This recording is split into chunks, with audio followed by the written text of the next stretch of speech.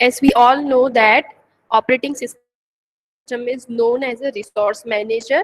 Operating system can manage the memory, operating system can manage the input output devices, it can manage the files, so it is managing everything. That's why operating system is known as a, we can say, resource manager. In memory management unit, the topic which are given in syllabus are memory management requirements, partitioning, fixed dynamic partitioning, continuous and non-continuous memory allocation, first fit, best fit, and gross fit and next fit, buddy system memory allocation strategies, fragmentation, swapping, segmentation, paging, virtual memory, demand paging, page replacement policy, and tracing. Okay, so for some of the topic like LRU, FIFO, optimal, these are the page replacement policy, and for some of the theory, I already made my video lectures. For the rest topic, I'm going to explain you. Okay. Now, first thing is memory management. So there are two types of partitioning. The first one is fixed and the second one is dynamic partition. Fixed means static partition. So in operating system, memory management is the function responsible for allocating and deallocating the computer's main memory. Memory management function keep track of the status of each memory location, either allocated or free, to ensure effectiveness or efficiency for the use of primary memory. So as and when we want to execute any of the process, we have to keep that process into the ready queue. Ready queue is nothing but your RAM, your memory. We need to allocate the memory to the process. Some space we are giving to that process to reside into the memory for the execution. So there are two types of memory management techniques. Using these two techniques, you can give space for the to the process to allocate memory to reside into the memory, right? Suppose you want to stay somewhere, so what do you need? You need a room to stay over there, whether it is hotel room, whether it is house room. Same way, whenever process want to execute, and whenever process want to come into the execution, it has to reside somewhere. It has to reside into the ready queue, and that ready queue is nothing but the allocation of memory to your process. There are two types of memory allocations: continuous and non-continuous. In continuous technique, executing processes must be loaded entirely into the main memory. Continuous technique are again divided into the two parts: fixed partition and variable, or we can say dynamic partition. So we can either assign memory in continuous form or in non-continuous form. If it is in continuous form, then again there are two techniques. The first one is fixed partitioning and the second one is dynamic partitioning. Now what is the fixed partitioning? So this one is the oldest and we can say simplest method of put more than one processes into the main memory. This partitioning, in which number of non-overlapping partitioning in RAM, these are the fixed in size, but maybe size of each partitioning are same or it cannot be same. I cannot say that all fixed partitions are of same size. Partition can be of different size. Some are of 4 MB, some are of 6 MB, some are of 9 MB. So they are fixed, means before the execution of any process, the partitioning are already decided and divided, and these are the fixed in size, but they all are not in same in size. So it is the continuous allocation. So no spanning is allowed, or we can say partitioning are made before the execution.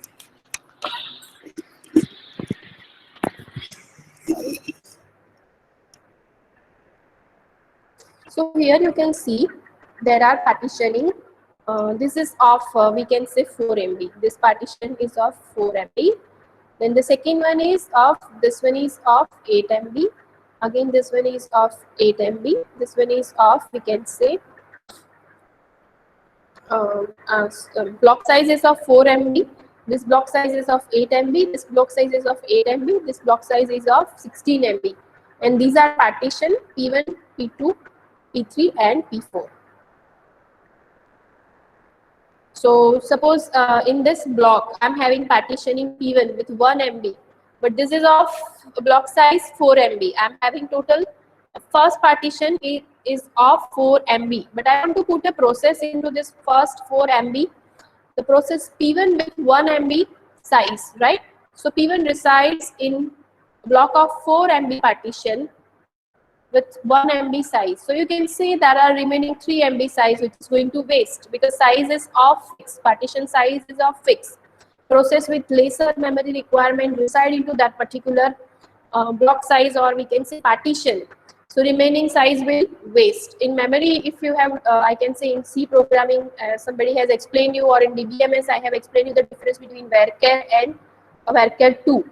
So suppose I'm having a space of, I can say 3 characters, and suppose I write the RAM.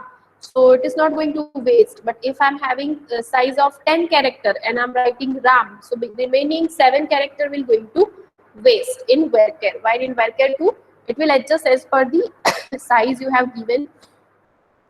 So here in fixed partitioning, if I'm putting the process, keeping the process with 1 MB, so I can say that from that 4 MB, remaining 3 MB will going to waste. Right? If I'm putting 7 MB here, again 1 MB will waste. If I'm putting P3 with 7 MB, so again 1 MB will going to waste.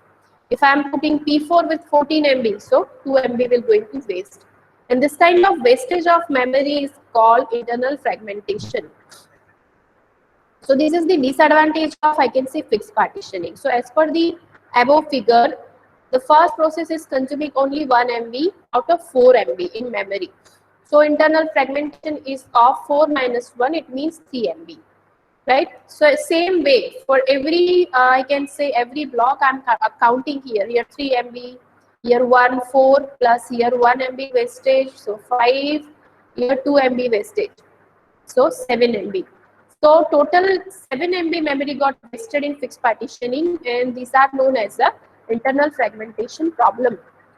Now I'm having process P5, which is having size 7 MB, but I cannot allocate this process to any of the block. I cannot put P5 with 7 MB here because I'm having only 3 MB space free. I cannot keep it here because I'm having only 1 MB free space. I cannot put P5 here because again I'm having only 1 MB space. I cannot put here because I'm having 2 MB space with this partition. Total space I'm having 7 MB, but separate I am not getting anywhere. I mean continuous I'm not getting anywhere 7 MB. So I cannot keep this process, or I cannot put this process into my this partition. I can say size partition. So even though I'm having free space, P5 cannot get accommodation. So this is called, I can say, external fragmentation. And this 7 MB are known as external fragmentation. Overall wastage is known as external fragmentation. Now these are the, I can say, now I'll explain some advantage and disadvantage of fixed partitioning. Okay, what are the advantage? It is easy to implement. Because size is, I can say, fixed, it simply requires putting a process into the certain partitioning without focusing on the emergence of internal or external fragmentation. You are having already available partition, you just have to put the process into that memory partition. So it is simple to implement. Now a little OS overhead. Processing of fixed partitioning required lesser access and incorrect computational power, indirect computational power. Now what are the disadvantages? As we have gone through internal fragmentation, right? So main memory uses the inefficient any program, no matter how small, it occupies the entire partition. So this is causes, I can say, this can cause the internal fragmentation. External fragmentation means the total unused space of various partition cannot be used to load the process, even though there is space available, but not in continuous form, and spanning is also not allowed. We have gone through that P4 with the 7 MB.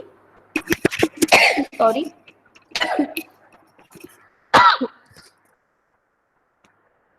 P4 with P5 with the 7 MB space cam. We are having enough space, even though we are not able to allocate memory to that particular process, because we are having total 7 MB but not in continuous, it is separate, and we cannot, I can say, break our partition P5, process P5 into different small parts to keep into the memory. So this causes the external fragmentation.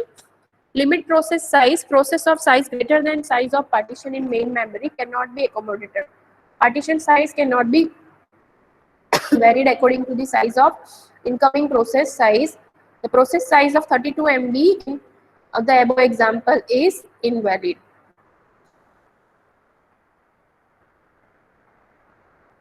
The next type of partition is variable partition. In fixed partition, partition already decided before the process came into the execution. But in variable partitioning, it is also as a part of continuous allocation, and it is used to remove the problem faced by the fixed partition.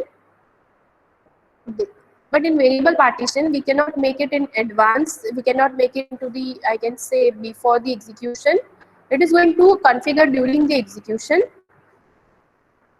So initially RAM is empty and partitions are made during the runtime according to the process need instead of partitioning during the configuration of system. The size of partition will be equal to the incoming process. The partition size varies according to the need of process so that the internal fragmentation can be avoided to ensure the efficient utilization of RAM. So partition size you are creating at runtime as per the requirement of the process. Number of partition in a RAM are not fixed and depend upon the number of incoming processes and main memory size. So here you can say that what is the meaning of partition. I already explained you what is fixed and dynamic partition. I told you that suppose you want to stay somewhere, you need a room. Your juniors will live in DUS and your seniors will live in DUS and junior can occupy their seats into their rooms into the hostel. So this is also I can say memory partitioning, memory allocation. So there are three types: first fit, based fit and gross fit. Now what is first fit? So the process which comes first, it is going to allocate first. This is the meaning of first fit. So in the first fit approach is to allocate the first free partition or whole large enough which can be accommodate the process. It finishes after finding the first suitable free partition. It is the fastest algorithm because it searches as little as possible. Now disadvantage, the remaining unused memory area left after the allocation becomes waste if it is too smaller. So the request for the larger memory requirement cannot be accomplished. So first fit means whatever process will come first, it is going to occupy the seat. So you don't have to search more and more for the available free space. But what is the problem? Whatever first is coming, it is going to allocate to the first. It means sometimes memory is going to unused and wastage. You can see here, I'm having partitioning of 200, 400, 600, 500 and 250. This is of 200, this is of 400, this is of 600, this is of 500, this is of 300, this is of 250. Okay, and now the sequence of pages came residing into this memory are 351, 210, 468 and 491. So first come first serve. 351 will come first and it will check first partition, which is of 200, in which it is not going to reside because it is smaller. Now the next is as per the first come first, next way is 400. Okay, there it can reside because it is larger than it. So you can put 351 here. The next partition 210 will come. So 210 will not reside in 200. It is not going to reside with 400. It is already occupied. So next is 600. So 210 will reside with the 600. Now next partition 468 will come. 468 will reside with the partition number 500 as per the sequence of first come first serve. So 468 will reside here. Next page with 491 will come and it will verify as per the first come first serve free space, but it is not getting free space of size equal or larger than 491. 300 is lesser than 491, so it is not going to reside here. 250 is also, I can say, lesser than 491, so it is not going to reside at 251 also. Finally, this 491 will not going to get the space. See here, 351 has occupied, 250 has occupied, 468 has occupied, but 491 will not get space. 200 is lesser than it, it cannot go here. 300 is lesser than it cannot go here. 250 is lesser than it cannot go here. Even though we are having overall size, free size greater than 491, but it is not going to occupy because it is not going to get the individual free space. So this is the problem, or it is called external fragmentation caused by the first fit. Now the second one is based fit. Now what is based fit? Based fit deals with allocating the smallest free partition which meets the requirement of requesting process. This algorithm first searches the entire list of free partition and consider the smallest hole that is going to allocate. It then tries to find out the hole which is close to the actual process size needed. Okay, this is not going to directly assign the space as per the first come first served or first fit. This is going to assign the space as per the size near to it, best fitted size. Right now, what are the advantage? The memory utilization is much better than the first fit because it is going to search the smallest free partition first available. So it is going to search as per its size, right? So other size can be utilized. Disadvantage, it is slower and it may even tend to fill up the memory with tiny useless holes. What is the meaning of this? Suppose I am hungry, but the food at my home made for the 4-person, right? I am hungry and I have taken all the food whatever made for everybody. Whether I can eat or not, I am going to waste it, but nobody can eat that particular food tasted by me. So this is the wastage. But what I can do, I'll take the food which is required as per my hunger. So remaining food can be utilized by the other family members, right? So this is going to happen in case of best fit. So you can see here, I'm having again the same partition, 200, 400, 600, 500, 300, and 250. And the sequence is 351, 210, 468, and 491. Now the first will come to 351. 351 is finding this 400 base. So 351 resides here, right? Now 210 will come. 210 will get the base at 250. Now 468 will come. It will find out the base as a 500. Now 491 will come. It will get the base size at 600.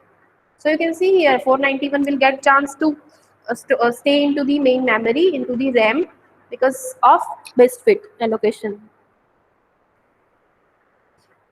So you can see here 351 will reside with 400, its nearest size. 210 will reside at 250 size related to it.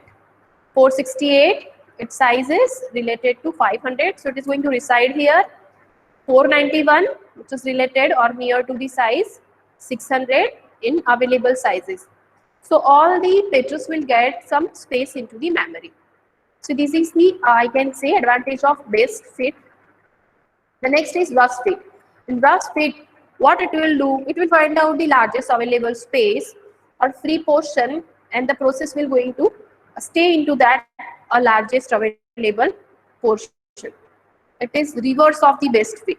So what are the advantage? It reduces the rate of production of smallest gap or small gaps. Now disadvantage, if a process requiring larger memory arrives at the later stage, then it cannot accommodate, as the largest hole is already split and occupied. So you can see here 315 will come and it will check which one is the largest.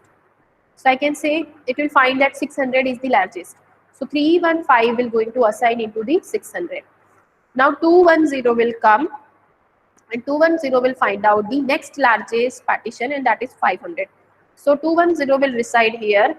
Now 468 will come and it will find out the largest partition, but it will not get because 600 and 400 already allocated.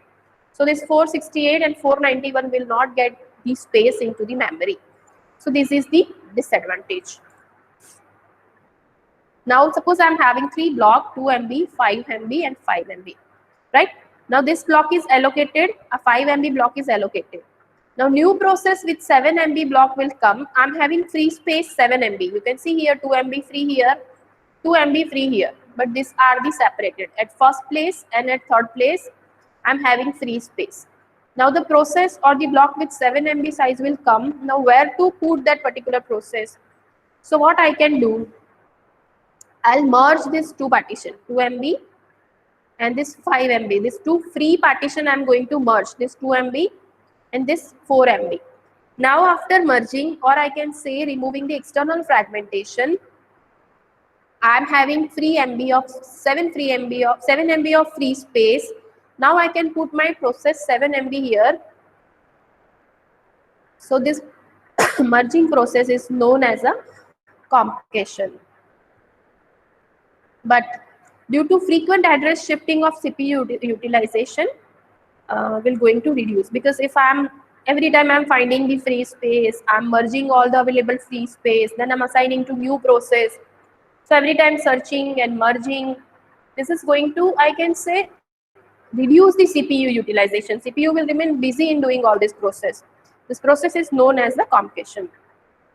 The next is context switching. So when CPU needs to switch a different process than one currently running on it, the kernel needs to save the state of current process and store the state of process that is going to be scheduled.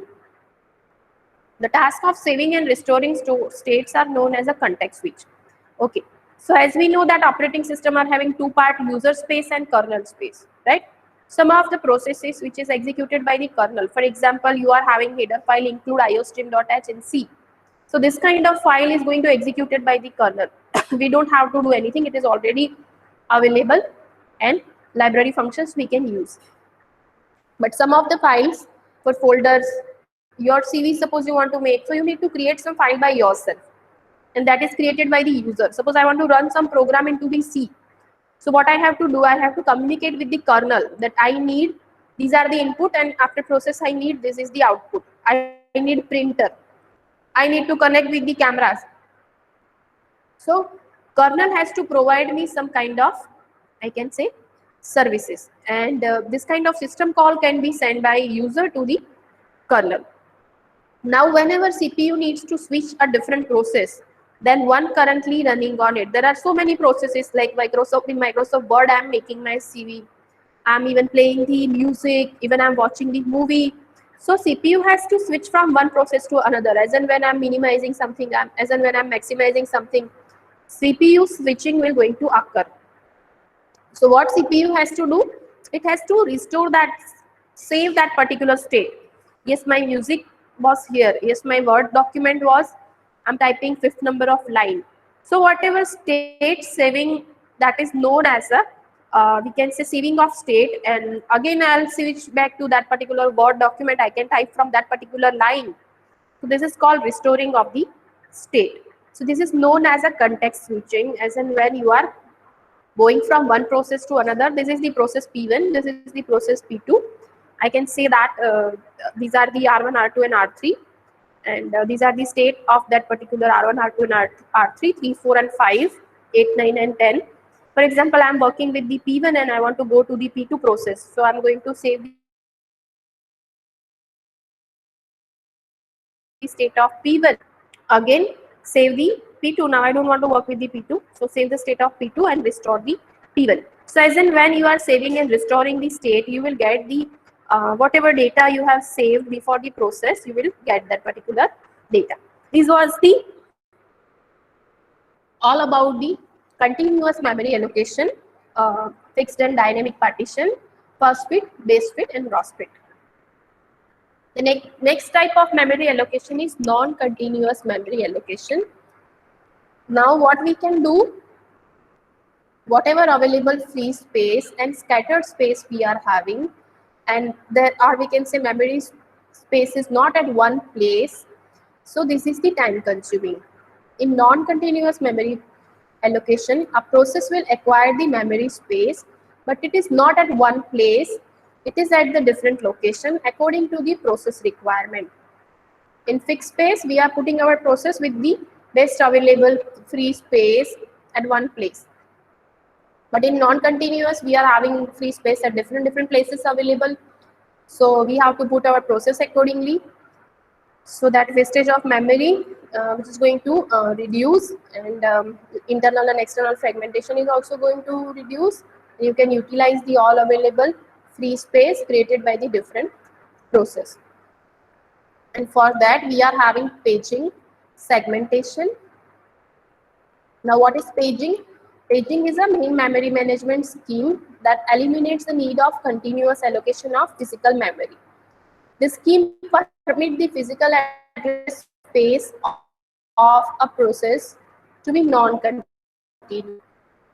And the logical address, or we can say virtual address, present into the bit and address generated by the CPU. Logical address space or virtual address space, it is represented in words, we can say bytes. Set of all the logical address space generated by the program. As in when any program resides into the memory, program is allocated some memory address. Like you have used pointer. Pointer is having some address space of assigned variable. Like so, physical and logical address spaces are there. So physical address space is divided into number of fixed size, and this fixed size is known as a frame. And logical address space is again divided into the fixed size block, and these are called pages. So whenever you are dividing physical address, you will get frame. Whenever you are dividing logical address, you will get a page. So you can see here memory. These are the page P1, P2 means logical address. This is the physical address. We are having framing. In this frame, we are putting our pages.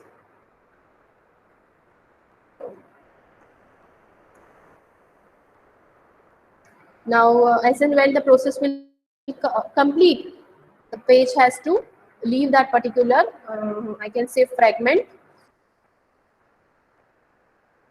a frame. For example, there are the process P1, P2, P3, something like that. P1 is assigned, P2 is assigned, P3 is assigned, P4 is assigned, and some process P5 will come. So whenever the work complete, for example, P2 has completed the work, P4 has completed the work, and P5 want to come, process P5 want to come into the ready queue for the execution. So you can see here where it will going to reside. So it will going to reside into the, these two pages of P5 will reside at the place of P2, and the remaining pages of process P5 will reside at the place of P4, because P4 and P2 has completed their execution. So they will leave the space, they will free the memory, and in that particular free memory, the new page will going to allocate. And in bitmap, so if in frame I can say somewhere processes reside, somewhere nothing is that, or you can say it is a whole. So whenever there is a process, bitmap will assign 1. When there is a whole, bitmap will assign it 0. Okay, now what you have to do for remaining topic like fragmentation, in-depth paging, virtual memory, and how you can replace the page whenever new page will come, how older page will going to replace to keep that particular new page into the memory. There are again various ways: FIFO, first in first out, LRU, least recently used, optimal, and clock. And the next topic is thrashing. So this all the page replacement policy example you will get from this link, right? And the remaining topic like thrashing, Baladi's anomaly, swapping, segmentation, demand paging, this you will get from the lecture I have uploaded on YouTube. So all of you are requested to see this lecture, page replacement policy. Once you learn this example of FIFO, LRU, and optimal, I will give you some more example as an assignment or as a practice.